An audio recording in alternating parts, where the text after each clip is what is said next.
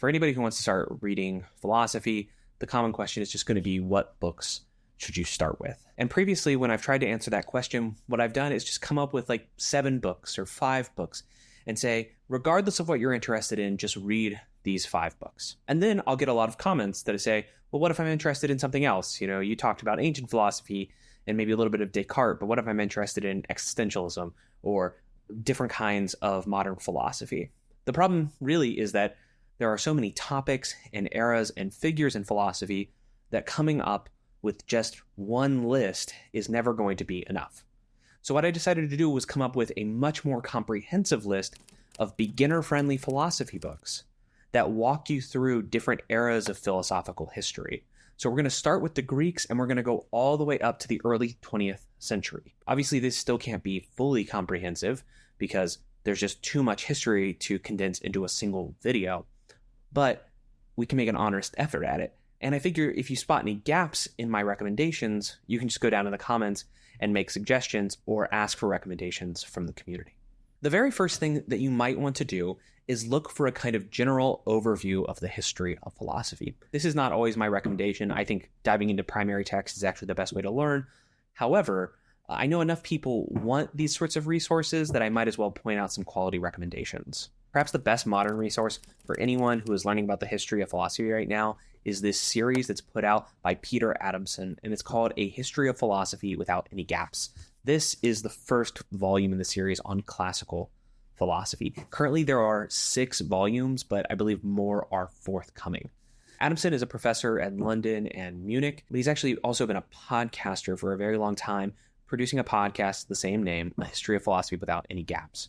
And his idea is to give a comprehensive history of philosophy for a popular audience. And I want to say first that I commend him for this kind of work that he's doing. It is not easy to be as thorough as he is being, and I think he's doing a tremendous service both to the profession of philosophy and also to the public by bringing this knowledge and making it more accessible. As I said before, there are 6 volumes in this series so far, starting with classical philosophy, moving into Hellenistic philosophy. There are also volumes on Islamic and Arabic philosophy and Indian philosophy, Byzantine, Renaissance philosophy, and just a whole lot more. One of the things that I like about a multi-volume series like this is that for some of you, you just want to start at the beginning. And the story that we tell ourselves about the history of philosophy is that it begins in the classical world with the ancient Greeks. So if that's for you, just go and get volume 1. But you don't have to read this series in order. You might particularly be interested in learning about Islamic or Arabic philosophy, and in that case, you're going to want to just go ahead and get this volume. The advantages of Adams' series are that it's comprehensive and it's also very conversational. It is clearly written for a wide audience, and especially if you're a beginner, that can be a really nice thing. For some people, myself included, honestly, it's not the tone that I want when I'm reading the history of philosophy, but I think for the right audience, it could be a really good thing. Whether or not you decide to treat the tonal thing as a pro or a con, I will say that it is kind of expensive. Hardbacks are like $35 since you have to buy multiple volumes. If you buy hardbacks, it's going to cost a lot of money. Paperbacks will save you some money, but still, it's not going to be cheap. A more comprehensive and complete series would be Frederick Copleston's A History of Philosophy, which is now currently published at 11 volumes. Copleston was a Jesuit priest who wanted to write a thorough overview of the history of philosophy to help his students, but I've also heard to help his colleagues who maybe talked a lot about philosophy but actually didn't know much about it. So he wrote 11 books to try to help them out. Like with Adamson's, I believe that you could just pick up the volumes that you wanted. You don't have to buy all 11 at once. However, you will face one major challenge with Copleston, which is that the series is currently out of print. I still think it's worth bringing up because you can find used copies. If you just keep a lookout for them, if you go to Half Price Books or you're looking online, maybe you're going to be able to find the volumes that interest you. You can also find whole sets on like eBay, and they're not too expensive considering that you're getting 11 books. It doesn't cover nearly as much non-Western philosophy as Adamson does, that just reflects sort of the focus of the time in which it was written. But if you're mostly just interested in Western philosophy, then it's going to be a pretty good series. And it will start you in the classical Greek world and work all the way through the early 20th century. I haven't read a lot of them. I've looked through them before, but I remember talking to professors who I respected who were giving me advice. And when they were preparing for their comprehensive exams, these exams that you take as you're preparing to become a PhD candidate. Many of them said that they actually read the Copleston volumes as a way to refresh themselves and prepare for these pretty intense exams. A weird kind of feature of it is actually has a volume about Russian philosophy, which is just an area of philosophy that is almost never covered in these kind of surveys. And that's just kind of strange considering how productive and interesting Russian philosophy has been in the past. The last overview that I want to talk about, though, is Bertrand Russell's History of Western Philosophy. I don't love this volume. I have often heard the criticism of Russell that he is not a careful exegete of those with whom he's predisposed to disagree. For instance, with the idealists. And so I've often heard the criticism leveled against this book that you actually will learn more about Russell than you will about someone like Hegel if you read the Hegel chapter. It's just a warning that I like to give to anybody who might be interested in this book. Eventually, if you really want to know what Hegel said, you need to just go and read Hegel. This book, just like the Adamson series or the Copleston series, should be treated kind of like an appetizer that's getting you ready for the main course. But you should, try a couple appetizers before you decide what you really want to dig into. But of course, the biggest advantage is that it's one volume. It's under $30. So if you're looking for just that one big overview of the history of Western philosophy, this is the book for you. So next, we're going to start walking through the history of philosophy. And I'm going to start recommending primary sources and some anthologies that I think are accessible to beginners. So you can just pick the areas of philosophy that you want to dive into and maybe start with some of these books. Before we get into talking about the Greeks, I want to ask you to consider supporting me on my Substack. That's jaredhenderson.substack.com. There is a link down below. I recently have dedicated myself full time to making videos and writing. And because of that, I'm much more active on Substack now. And I think a lot of good content is going to be coming out in the very near future. I want to be creating a lot more in-depth content about philosophy for a wide audience, and I want to make it available to the public by sticking it on YouTube. Supporting me on Substack helps me on that mission. So when we start with the ancient Greeks, I think we find that most of the ancient Greeks are pretty accessible to read.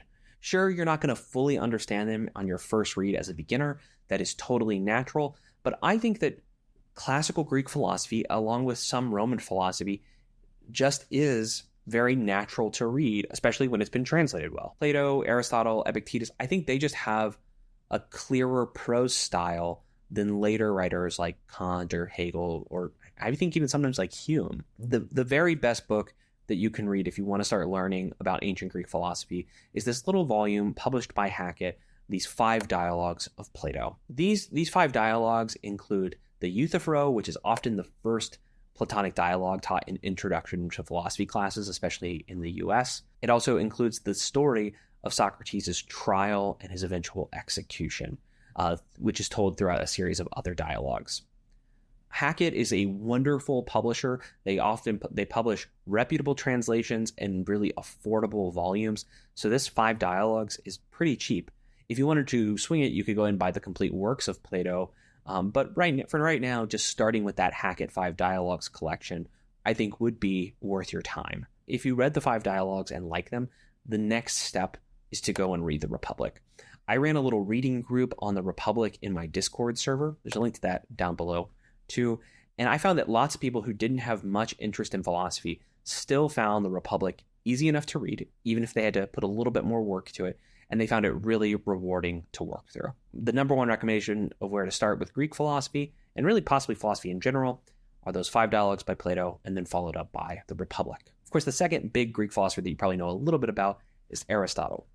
I am a particular fan of Aristotle's Nicomachean Ethics. I think it's just a wonderful book. It's one of my favorite books of all time, and I think it's one of the most insightful works of moral philosophy that has ever been written. You might not want to read all of the Nicomachean Ethics, even though I do think it's fairly accessible for beginners, except that you have to understand that Aristotle often likes to write very long sentences that involve a lot of subjunctives or conditionals, which can make it a little bit difficult to parse at first. But once you get used to it and you take your time and you just start parsing those sentences, I think he becomes much clearer. But if you just want to dip your toes in Aristotle and not just see what he wrote about ethics, but see what he wrote about the poetic, see what he wrote in the Poetics or in the Metaphysics or in his biology, then you should pick up this little Aristotle reader from the Modern Library. I don't have a copy of this volume, but I've flipped through it enough to sort of know that I think it's fairly good selections. And again, the point of a list like this and what you're doing right now as a total beginner to philosophy is just to become more familiar with things rather than to dive deep yet. You can start diving deep into a text a little bit later in your philosophical career. If you want to know about the philosophers who are outside of Plato and Aristotle, because there were many other schools of philosophy in ancient Greece, then there's this volume called Hellenistic Philosophy, and it was translated by Gerson and Inwood. It's again published by Hackett. That is the volume to get, I think. It is an anthology of introductory readings where you can read from the Stoics, or from the skeptics, or from the Epicureans. And learning that Greek philosophy goes beyond just Plato and Aristotle, I think, is essential. I find particularly that Stoicism is a school of philosophy that many beginners to philosophy can resonate with quickly because it is so focused on the practical. Now, the Stoics had metaphysics and logic, but they often would come back to those practical themes, which I think sort of grounds it for beginners. After we have the Greeks, we can go on to the Romans. Now, two of the first writings that I'm going to mention were actually written in Greek, but that was fairly normal in Roman philosophy. In the Roman world, Greek was still treated as a language of learning. So I'm first going to recommend some works by some Stoics or people who were influenced by the Stoics, and then one work of Neoplatonism. Okay, so if I'm talking about the Stoics, the books that I'm recommending are Epictetus's complete works, the Meditations by Marcus Aurelius, and then a couple of volumes from Seneca. In particular, I would say you want his moral letters, which are sometimes translated as letters to a Stoic or letters from a Stoic, and then a volume that's sometimes called Hardship and Happiness. And we'll talk about why you want those two volumes in just a second. This is the volume of Epictetus that you want. This is the collected works of Epictetus. It involves his Enchiridion, which is basically a handbook for life, and it has his discourses. When I've talked to some prominent sort of popular Stoics in the world, they tell me almost universally that Epictetus is actually their favorite Stoic. And many of them like the discourses. I like the Enchiridion more, but many of them like the discourses. So it's probably worth reading. This is highly accessible. If you know this idea of Stoicism in part teaches you to accept what you can't control, which is sometimes called the dichotomy of control, that is straight from Epictetus. So if you're looking for that kind of straightforward, practical, philosophical advice in your life, Epictetus is the one to read. But a lot of people find themselves also inspired by the works of Marcus Aurelius. This is the edition of the Meditations that I recommend. Like that edition of Epictetus, it's translated by Robin Waterfield. I think Waterfield is just doing a great job with a lot of annotated translations of the Stoics and other Greek philosophers. The Meditations is written more like a journal. Some people say that it was written as if Marcus Aurelius knew that no one would ever read it. I don't think that's true at all. Marcus Aurelius was an emperor. He expected probably that his writings would be preserved. But it is remarkable that we have the raw, honest reflections of a Roman emperor who is also clearly a philosopher and is influenced by Stoicism. I don't think this is your best introduction to Stoicism. Again, I think if you're interested in Stoicism, you should read the Epictetus stuff. However, a lot of people find this book really inspiring, and since it is accessible to beginners, and I've recommended it before to beginners, I want to highlight it. And then finally, let's talk a little bit about Seneca. Now, Seneca actually wrote in Latin, so he's one of the first Romans that we're mentioning that actually wrote in the language of the Roman Empire. You want his book that's called the Moral Letters, in part because they are these short, digestible pieces of Stoic philosophy. If you're going to buy the Moral Letters, though, you need to buy the edition from the University of Chicago. Do not buy the Penguin edition. And that is because, or any other edition really, and that's because, to my knowledge, the University of Chicago edition is the only one that doesn't take some of the letters out. A bunch of publishers have decided to remove parts of the book. I hate that. You deserve to read all of the letters that you thought you were buying. So buy the one from the University of Chicago Press, even though it's slightly more expensive. Another edition that is published by the University of Chicago Press is Hardship and Happiness. And this includes a letter that we kind of read as an essay called On the Shortness of Life. Now, I've been going through some hard stuff lately. That was the subject of a previous video and will probably be at least the subject of one more future video. And when I thought about any philosophical writing that helped me the most, it was probably On the Shortness of Life. I think that this is mandatory reading for just about anyone, even if they tell you that they're not interested in philosophy at all. It is just a fantastic piece of writing that is going to make you evaluate your own life and think deeply and carefully about them, which is, in my opinion, one of the best things about studying philosophy. But the Roman world was not only made up of Stoics. I don't even think Stoicism was even the majority philosophy of most intellectuals at any time. One major school of thought would be Neoplatonism. Neoplatonists are obviously inspired by Plato, but they do make some important changes, and Neoplatonism eventually becomes hugely influential in the development of early Christianity. A work by a Christian Neoplatonist that I recommend from the Roman era is Boethius's Consolation of Philosophy. This is the book that will convince you that worrying about deep metaphysical issues, about contemplating the one or the divine or the good, can also be a consolation in times of distress. Boethius writes this as a dialogue while he's in prison, and he's visited by an image of Lady Philosophy. And Lady Philosophy is consoling him through arguments, actually, consoling him by reasoning with him. And it's the force of reason to show you that maybe you're not actually suffering as much as you thought you were, or maybe actually there's more that you can do than you might have originally thought. When it comes to that edition, the Penguin Classics edition, I think is pretty good. It's the one that I read. It's the one that I have beat up and marked up and love very, very much. All right, so it's a little unfair of me to only have one section about Eastern philosophy, but I do want to include it in this video. I'm just noting that I'm not doing this subject justice. I tried to find videos that would maybe be similar guides to Eastern philosophy, and I have yet to find them. I've been looking for like 2 years, and I have yet to find anyone who will make this sort of video about Eastern philosophy. If they did, I would have linked it. If I ever find one, I'll edit this description and add it there. But I still haven't found a solid list of introductory readings. So I tried my best based on my limited experience. Just know that this one's a little more provisional.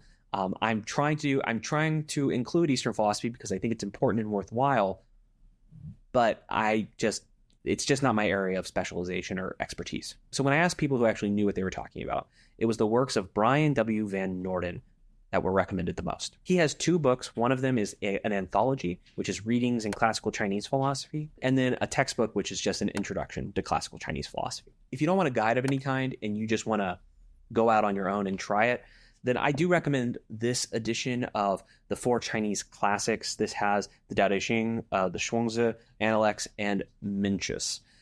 This is going to give you some exposure to at least Chinese philosophy, enough for you to realize that Chinese philosophy is not a monolith. Just as there are many schools of thought in Greek philosophy that disagree with one another, in Chinese philosophy, it's the same. Now, I'm even more out of my element when I talk about Indian philosophy, but I'm on a mission to sort of learn more about it over time. I don't know exactly how this is going to work out, but I am on this mission. And when I try to learn something new, what I look for is something like this book. This is Classical Indian Philosophy, a Reader, and it's edited by Deepak Sarma. My thought when picking out this is that I just want an overview. I want to dip my toes into a couple of different sources. I don't want to start learning about something totally new by only reading from one source, because I might overly generalize about the field. So picking up a reader like this is probably a solid way to go. Now, there are many other different types of non-Western philosophy we could talk about.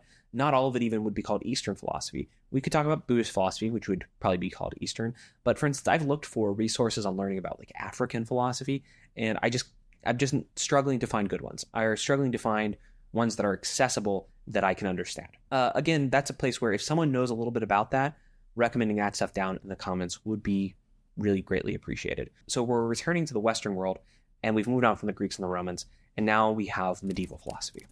Now, one problem with talking about medieval philosophy is that the medieval period is about 1,000 years long, depending on how you reckon it.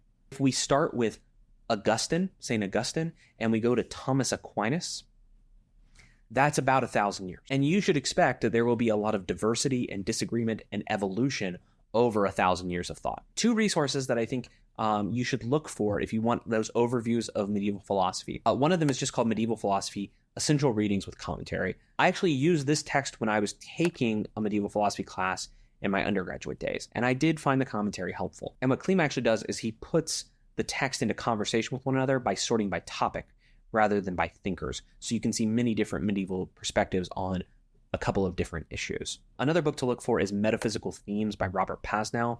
This is a secondary text. It is not an anthology of any kind, but it is kind of a large overview of mostly medieval metaphysics, which is very unlike how we think about metaphysics usually, at least the popular sort of conception, and definitely the stuff that most philosophers in the academy are talking about metaphysics today. It's very different. So Pasnow has done a great service by trying to write this book to help explain medieval metaphysics to a modern audience. But if you want to just dive into primary text, the person you start out with is St. Augustine.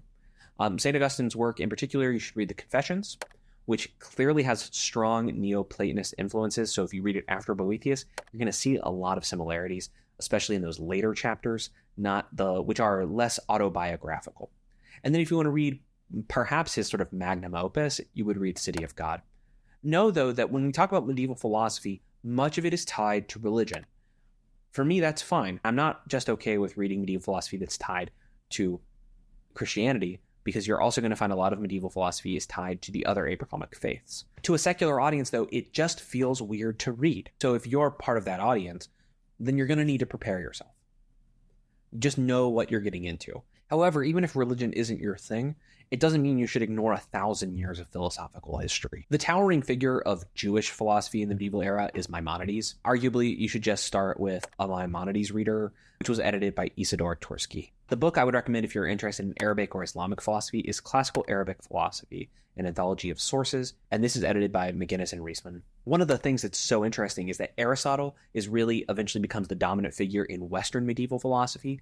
And one of the reasons, though, that Aristotle becomes so dominant is because Aristotle was integrated and preserved in Arabic philosophy and then later re-imported to the West. So it's not as if there's been a continuous line of history with Aristotle in the West. So even though he does become the towering figure of medieval philosophy, it takes a little while because Aristotle's texts take a little detour through the Arabic-speaking peoples and then make their way into Europe, especially into Western Europe eventually. Typically, when we talk about modern philosophy, we actually break it up into early modern and late modern, with late modern really being the 19th century plus a few decades on either side.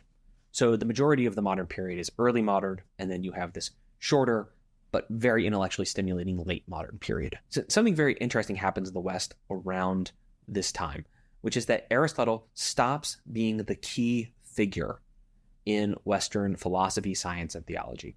You have to understand that at some point, Aristotle was so important that he was referred to simply as the philosopher. And around the 15th century, Aristotle's influence begins to recede.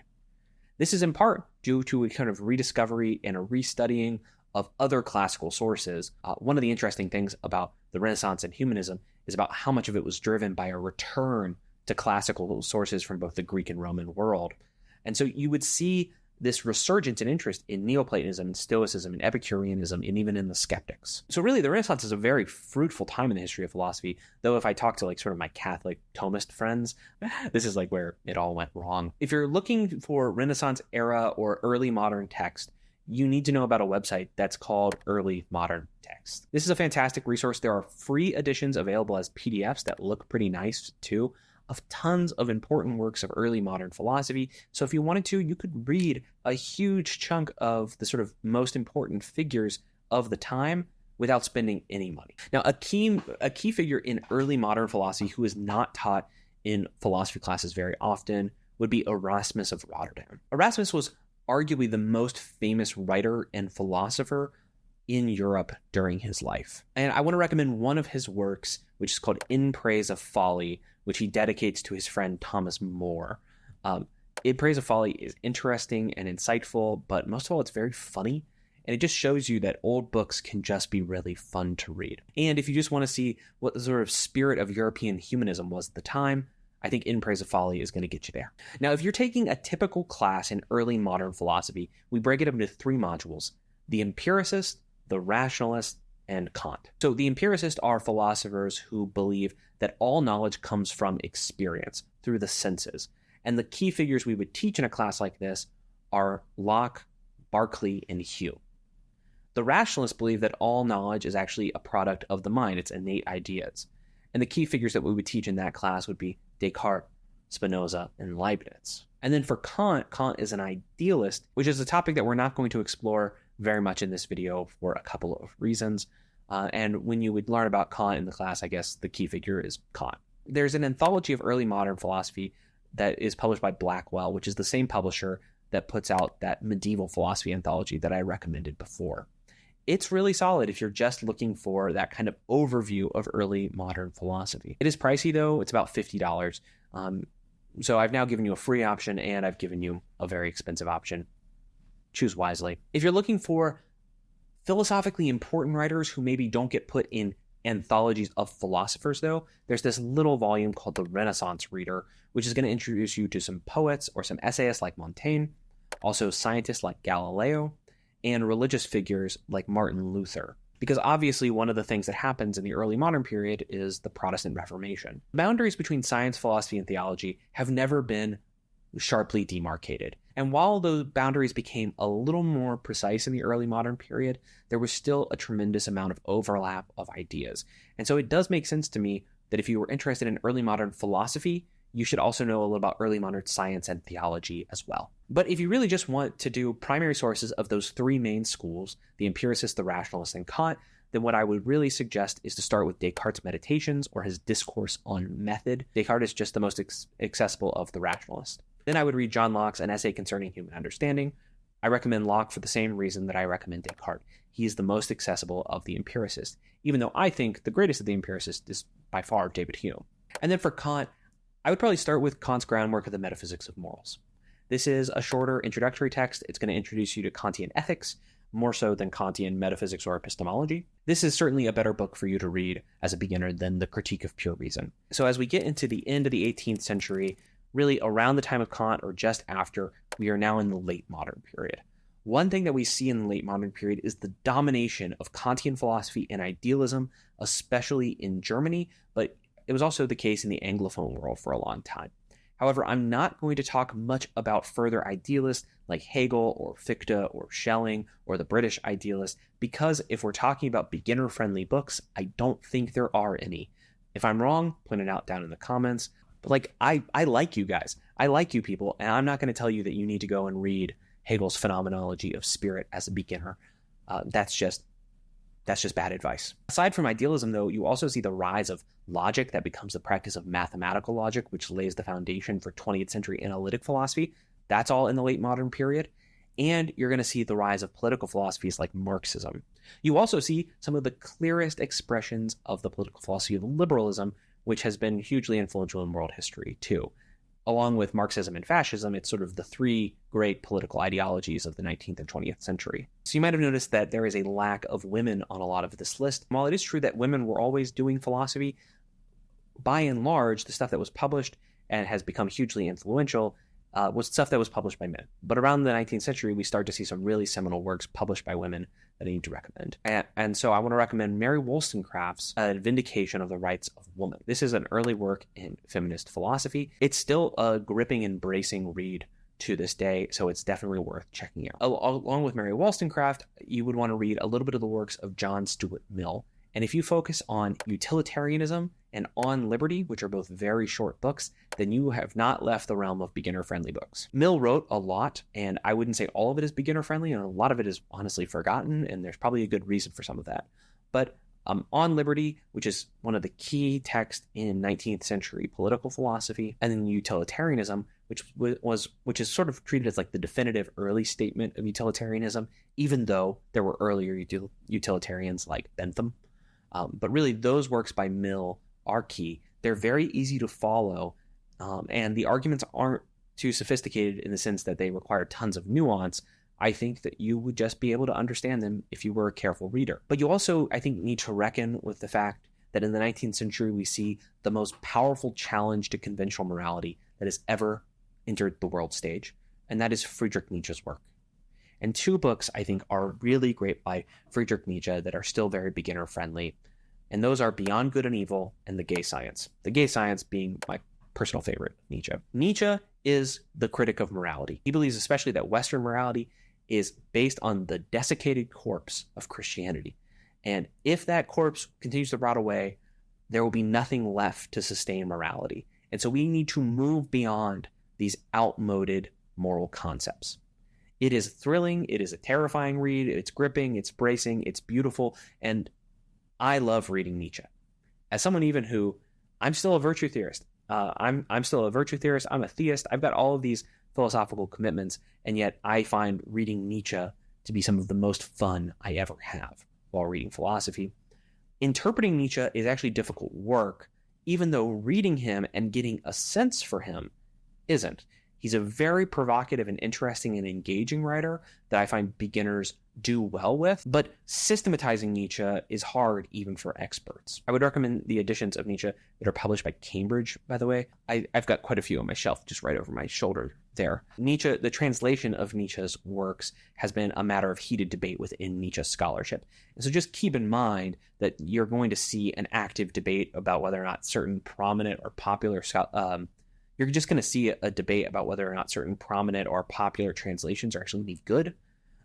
So I would just spend the extra few dollars to get the Cambridge ones because I do think they're pretty well regarded and they're being translated by some really great modern scholars. If you're interested in proto-existentialism, reading the works of Soren Kierkegaard might be up your alley. In particular, Fear and Trembling is probably the book that gets recommended the most. We're going to talk a little bit about existentialism in the next section on 20th century philosophy, so I won't say too much about Kierkegaard there, but I think you'd be able to read Fear and Trembling, get a sense of it, and feel okay, even as a beginner in philosophy. But one person that you do need to read eventually in your philosophical journey, if you're interested in 19th century or 20th century philosophy, is probably Karl Marx. Karl Marx is, for many reasons, a jarring and controversial figure, but understanding Marx's thought is probably important for understanding much of what happened in the 20th century, both politically and intellectually. The book you probably just want to go ahead and buy if you're going to read a little bit of Marx is The Marx Engels Reader by Robert Tucker. It is the floppiest book I have ever owned. That's because the pages are super thin, because even though it's pretty slender, it's 750 pages here. This includes the Communist Manifesto, which is like the typical recommendation for getting started with Marx, even though it is not a philosophically sophisticated piece. It's a piece of political propaganda. But you can read a little bit about Marx's theory of value. You can read some excerpts from Capital without having to read all 3 volumes of what is, frankly, kind of a boring book. You can read a little bit of the German ideology.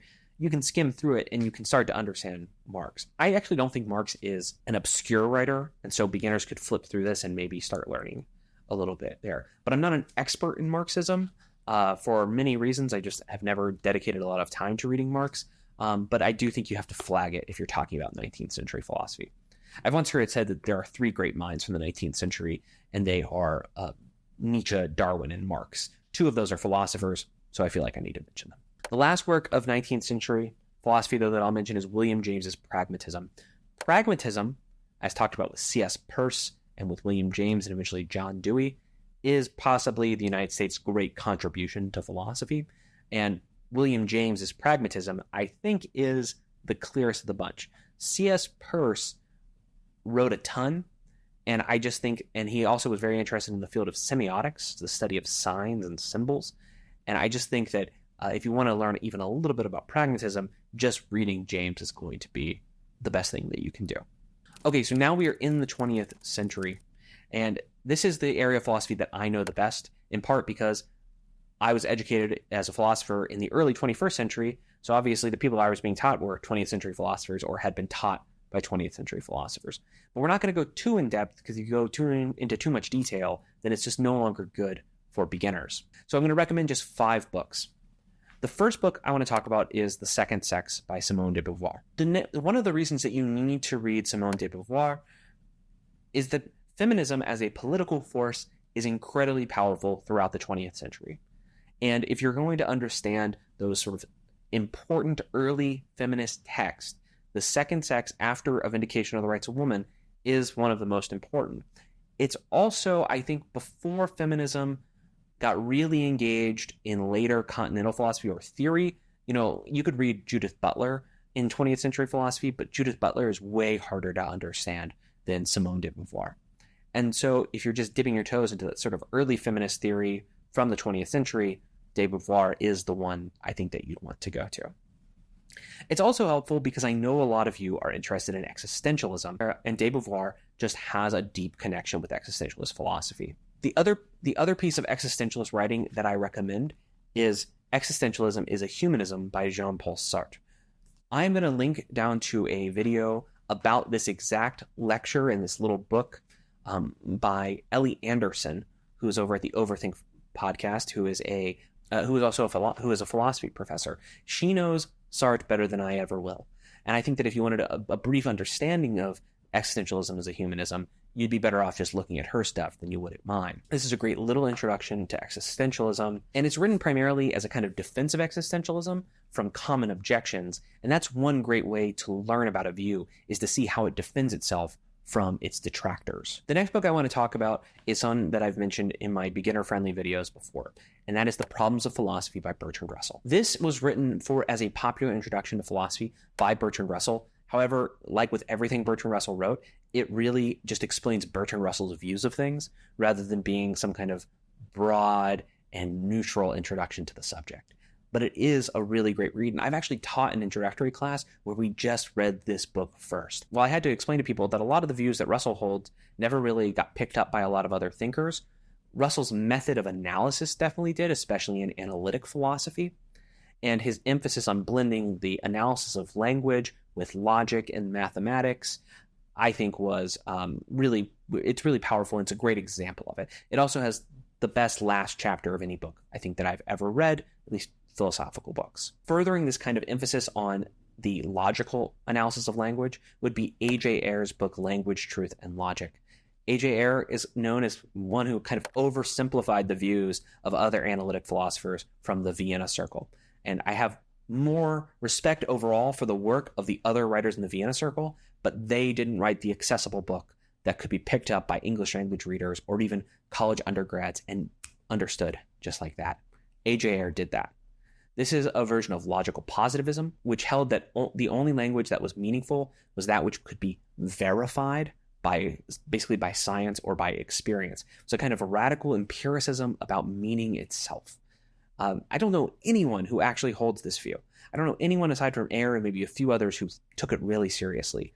But seeing where a philosopher can go by taking a radical idea and then just running with it and dealing with all the consequences is a powerful exercise, especially to see early on in your philosophical career. And the last book that I would recommend in 20th century philosophy, and again, there are a lot more that you might want to talk about, but the last one I would recommend is J.L. Austin's How to Do Things with Words. The reason that I've focused, when I've talked about analytic philosophy so much, on philosophy of language is in part because it's my own interest. It's where kind of my heart is in philosophy, or at least was for a long time. But also in the 20th century, we underwent something called the linguistic turn, where almost all methods of inquiry in the humanities and the social sciences took a strong emphasis more on linguistic analysis rather than conceptual analysis or analysis of like the things themselves.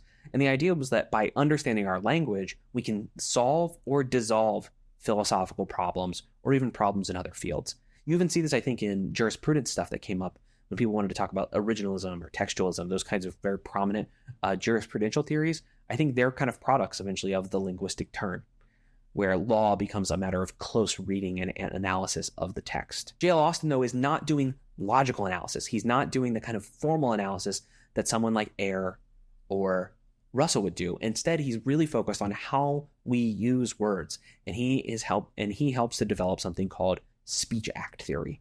Speech act theory is both influential in philosophy, but also became very influential in other disciplines that wanted to use a little bit of philosophy for themselves, talking about speech acts and the field known as pragmatics, which is more about the use of language rather than its formal properties. J.L. Austin also is just a really enjoyable writer. All right, I hope that you get something out of this. I hope some of these books are useful. If you've read any of them and you think that they're good for beginners, let me know. If you think they're not good for beginners, let me know too, or try to fill in the gaps in those recommendations down below. All right, I look forward to hearing from you, and I'll talk to you soon.